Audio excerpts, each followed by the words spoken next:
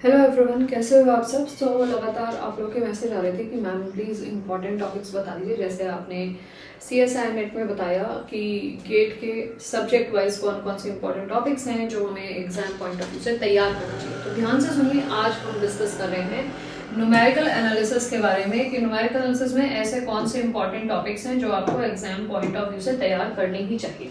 सबसे पहले स्टार्ट करते हैं कि न्यूमेरिकल एनालिसिस हमारी सब्जेक्टिव वाले पोर्शन में आता है। करीबन 8 से 10 नंबर का न्यूमेरिकल एनालिसिस आता है। करीबन 4 से 5 क्वेश्चंस आपको न्यूमेरिकल एनालिसिस के देखने को मिलते हैं। कुछ क्वेश्चन 1 नंबर के रहते हैं, कुछ क्वेश्चन 2 नंबर के रहते हैं। अब यहाँ पे ये डिस्कस करते हैं कि न्यूमेरिकल एनालिसिस का सिलेबस क्या है, और उस सिलेबस को समझते हुए आप लोगों ने अगर तैयारी कर ली है तो इट्स वेल एंड गुड, नहीं करी है तो इन टॉपिक्स को बिल्कुल ही तैयार करके जाइए as an exam point of view, क्योंकि इनसे फ्रीक्वेंटली क्वेश्चंस आते हैं। ठीक है, सो लेट्स स्टार्ट। सबसे पहला टॉपिक जो हमारा न्यूमेरिकल एनालिसिस में है वो है system of linear equation. System of linear equation का जो टॉपिक है वो 2 हिस्सों में डिवाइड किया गया। समझ के नाम के मात्र से समझ में आ रहा है कि इक्वेशंस बनी होंगी, जैसे लीनियर अलजेब्रा में होता है सिस्टम ऑफ लीनियर इक्वेशंस, वैसे ही इसे सॉल्व करना हो। हाँ, वैसे ही बिल्कुल सॉल्व करना है। इसमें भी वहां की तरह सॉल्यूशन सेट निकालना है। जैसे कि वहां पे हम इक्लाइन फॉर्म की मदद से सॉल्यूशन सेट निकालने की कोशिश करते हैं, वो एक टेक्निक यहाँ भी यूज होती है जिसको कहते हैं गॉसियन एलिमिनेशन। उसके अलावा डायरेक्ट मेथड में एलयू डिकम्पोजिशन एंड कोलेस्की फैक्टराइजेशन, ये भी आपके सिलेबस में है। अब क्योंकि आप लोग यूजुअली लीनियर इक्वेशंस में आप ऑलरेडी आरईएफ वाला फॉर्म लगा के गॉसियन एलिमिनेशन समझ चुके हो, तो मोस्टली 75% क्वेश्चंस आपके या तो एलयू डिकम्पोजिशन से आते हैं या कोलेस्की से पूछे जाते हैं। या तो सॉल्यूशन सेट पूछेंगे, या डायगोनल डोमिनेंस के बारे में पूछेंगे, या फिर मैट्रिक्स के बारे में रिलेशन पूछेंगे। तो यहां से क्वेश्चंस बनता है। और आपको पता है कि एलयू डिकम्पोजिशन को क्राउड के नाम से भी कहा जाता है, या डू लिटिल के नाम से भी, जब टेक्निक यूज होती है उस हिसाब से इसका नाम यूज कर लिया जाता है। तो बाय नेम एमसीक्यू या एमएसक्यू क्वेश्चंस इनसे बनके आ सकते हैं, ये ध्यान रखिएगा। एंड सेम फॉर आपके कोलेस्की के लिए, कभी वो खाली जो इसकी लोअर मैट्रिक्स बनती है वो है ना, लोअर ट्रायंगुलर, या फिर लोअर का इनवर्स जो बनता है वो, या इसके डायगोनल डोमिनेंस के बारे में पूछ लेते हैं, इनके आइगन वेक्टर्स के रिलेशन पूछ लेते हैं, या रेडियस, स्पेक्ट्रल रेडियस के बारे में क्वेश्चंस पूछ लेते हैं। तो बहुत इंपॉर्टेंट है, ये दोनों आपको करके ही जाने हैं। मूविंग टू द नेक्स्ट, इस टॉपिक का दूसरा पार्ट जो आता है जिसको हम कहते हैं इनडायरेक्ट टाइप ऑफ क्वेश्चंस।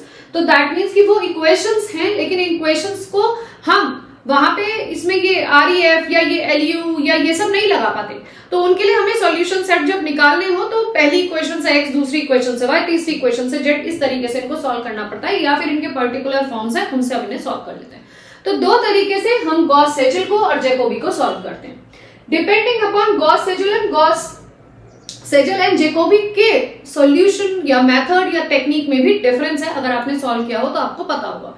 इन पे भी क्वेश्चंस फ्रेम हो जाते हैं। इनके इटरेटिव्स या इटरेशंस के बारे में पूछ लेते हैं, या फिर आपको कोई इनिशियल वैल्यू दे दी, उसके रिस्पेक्ट में किसी पर्टिकुलर इटरेशन के बारे में पूछ लेंगे, उसी से रिलेटेड पूछ लेंगे कि पर्टिकुलर डेसिमल में आंसर्स दे दीजिए। तो आपको यहाँ पे पहले चैप्टर में जो इंपॉर्टेंट है वो कोलेस्की, एलयू, गॉस सेजल और जैकोबी, चारों के चारों ही करके जाने हैं। और एक क्वेश्चन गॉस एलिमिनेशन का भी करके देख लेना। इनकेस अगर बाय नेम गॉस एलिमिनेशन आ जाए तो आपको हड़बड़ाहट नहीं हो कि यार सोचा तो था कि वैसे होता है, हम फंसे ना करने में। तो like this you can do. तो this is one of the very important chapter which you have to practise on. Okay, moving to the next, numerical solution of non linear equations. अब यहाँ पे non linear equations, that means कि यहाँ पे आपका क्या order of the equation, या कहते हैं जो पावर है एक्स की सबसे बड़ी, वो आपकी लीनियर फॉर्म में नहीं होगी। 5, 6, 7, 8 कुछ इस तरीके से होगी। अब नॉन लीनियर इक्वेशंस में आपके जो टॉपिक्स हैं वो बाइसेक्शन है, सेकंड है, न्यूटन रैप्सन है, फिक्स्ड पॉइंट इटरेशन है। इसमें सबसे इंपॉर्टेंट टॉपिक जो आपका एग्जाम में यूजुअली आ जाता है वो आता है फिक्स्ड पॉइंट इटरेशन मेथड, या इसको सिंपल इटरेशन मेथड के रूप में भी कहा जाता है। अब इन टॉपिक्स को जब भी आप तैयार करें तो इन टॉपिक्स में 3 चीजें तैयार करिएगा। पहले तो ये टॉपिक आपको आना चाहिए कि बाइसेक्शन मेथड है क्या, कैसे बाइसेक्शन मेथड को लगा के एक सॉल्यूशन को निकाला जा सकता है। तो एनईटी टाइप के क्वेश्चंस आपके वैसे बन सकते हैं। किसी पर्टिकुलर इटरेशन पे, किसी पर्टिकुलर डेसिमल पे आपसे वैल्यू पूछ ली जाती है। Same follows for Newton Raphson, regula falsi, secant method and your iterative method. दूसरा क्वेश्चन यहाँ पे बनता है कि एरर आपका कितना आता है इन सारी टेक्निक्स पे या इन सारे मेथड पे। तीसरा क्वेश्चन वो बनता है कि रेट ऑफ कन्वर्जेंस क्या बन सकता है, कि बाइसेक्शन का रेट ऑफ कन्वर्जेंस क्या, याद करके जाओ। सेकंड का रेट ऑफ कन्वर्जेंस क्या बनता है, इसी तरीके से इटरेशन का, न्यूटन रैप्सन का या रेगुलर फाल्सी का रेट ऑफ कन्वर्जेंस क्या बनता है। तो you should be aware about this topic. तो इस चैप्टर में ये 3 टॉपिक्स करके जाने हैं, हर एक सब टॉपिक से रिलेटेड। बाइसेक्शन जब पढ़ो तो उसका फॉर्मूला पढ़ो, उस पर क्वेश्चन करो, उसी समय उसका एरर याद कर लो, उसी समय उसकी रेट ऑफ कन्वर्जेंस की टेबल याद करो। Like this you have to do this chapter. इससे भी एक क्वेश्चन आपका आ सकता है। Moving to the next, numerical differentiation और इंटीग्रेशन में से यूजुअली एक टॉपिक पे क्वेश्चन आता है।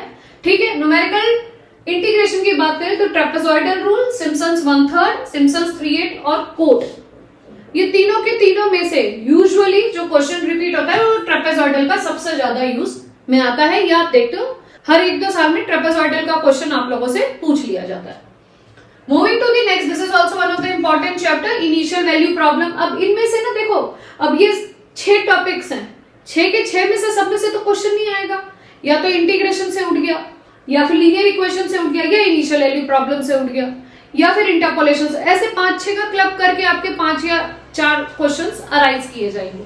तो इसमें जो ये टॉपिक्स हैं उसमें मैं मोस्ट इंपॉर्टेंट मतलब मैक्सिमम 70% इंपॉर्टेंट ये जो तुम्हें करके जाने हैं, और हर को इस तरीके से तैयार करो कि इसकी मेथड पढ़ो, उसका फॉर्मूला पढ़ो, उसकी रेट ऑफ कन्वर्जेंस, उसकी एरर पढ़ो। ठीक है, और उसी पे 2-3 क्वेश्चंस करके उसको देख लो और फिर उसके पीवाईक्यूज को। Like this way you can prepare the numerical answers. Numerical answers में इनिशियल वैल्यू प्रॉब्लम में ऑयलर या रंगे-कुट्टा, अगर आएगा तो दोनों में से एक पे आएगा, है ना। तो रंगे-कुट्टा 4th फॉर्म जो है वो आपके सिलेबस में है, और ऑयलर मेथड। क्लियर। अब बात करते हैं इंटरपोलेशन में। इंटरपोलेशन में जो है दोनों टॉपिक्स हैं, इक्वल इंटरपोलेशन भी है, अनइक्वल इंटरपोलेशन भी है। इक्वल इंटरपोलेशन में आपके पास Newton forward, Newton backward formula है, और जो अनइक्वल में है आपके पास लैग्रेंज या सेंट्रल डिवाइडेड डिफरेंस फॉर्मूला है, न्यूटन डिवाइडेड डिफरेंस फॉर्मूला।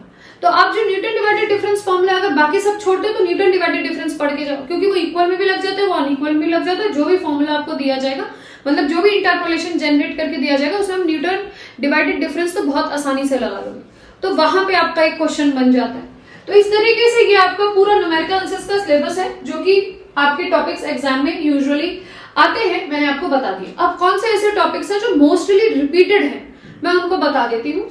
देखिए, जो सिस्टम ऑफ लीनियर इक्वेशंस है ये मोस्टली रिपीटेड टॉपिक है, एग्जाम में देखा गया है। इसके अलावा non linear equation mostly repeated है, वो देखा गया। इसके अलावा न्यूमेरिकल इंटीग्रेशन देखा गया है आपका मोस्टली रिपीटेड में। ठीक है, तो ये 3 टॉपिक्स आपके मोस्ट रिपीटेड टॉपिक्स हैं जो न्यूमेरिकल आंसर से पूछे जाते हैं।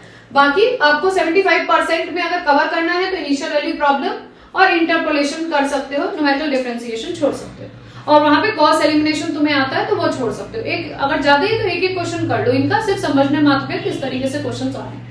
ठीक है, तो आई होप आपको क्लैरिटी मिल गई होगी कि कौन से मोस्ट इंपॉर्टेंट टॉपिक्स हैं और कौन से सारे टॉपिक्स हैं, और इन टॉपिक्स को किस तरीके से आपको एग्जाम पॉइंट ऑफ व्यू से तैयार करके जाना है। तो अगर वीडियो अच्छी लगी हो तो चैनल को जरूर सब्सक्राइब करें, और कमेंट के द्वारा जरूर बताएं कि नेक्स्ट वीडियो किस में देना चाहते हैं। देखिए, वीडियो को बनाना आपके हिसाब से, इसमें हमारे एफर्ट और हमारा टाइम बहुत लगता है एज एन एजुकेटर। अगर वीडियो अच्छी लग रही हो तो आपका एक कर्तव्य है कि आप एक कमेंट डाल के ये जरूर बताएं कि आपको जो इन्फॉर्मेशन शेयर की गई वो आपके काम की थी, और थी तो प्लीज अपने जूनियर्स के साथ जरूर शेयर करेगा। So thank you for watching this video. Thank you.